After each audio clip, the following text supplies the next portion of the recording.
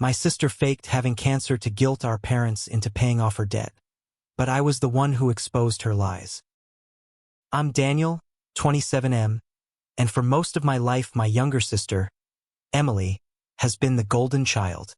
She could do no wrong in my parents' eyes, while I was the one told to be more like her.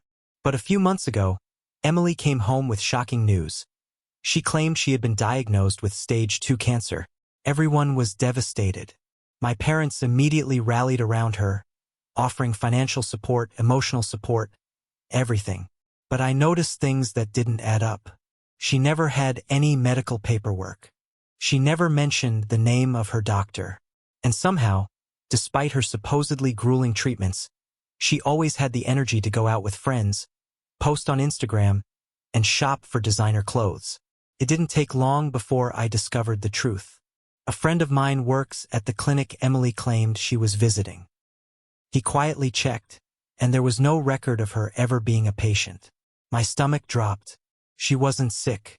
She was using cancer as a cover to get our parents to bail her out of nearly $15,000 in credit card debt. I didn't want to believe it, but the evidence was undeniable.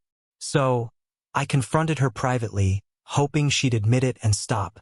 Instead, she screamed at me, said I was heartless, and warned me that if I ruined this for her, I'd never be forgiven. That was the moment I knew I had to act. At the next family dinner, when Emily dramatically talked about another round of chemo, I pulled out printed proof, an email from the clinic confirming she was never treated there. The room went silent. My parents looked at her in shock. Emily's face drained of color. She stammered, tried to say I forged it, but the truth was too clear. My parents were crushed. They cut her off financially and told her she needed to move out until she could take responsibility for her life.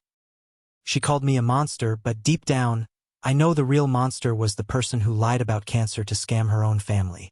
For the first time in years, my parents finally told me they were proud of me.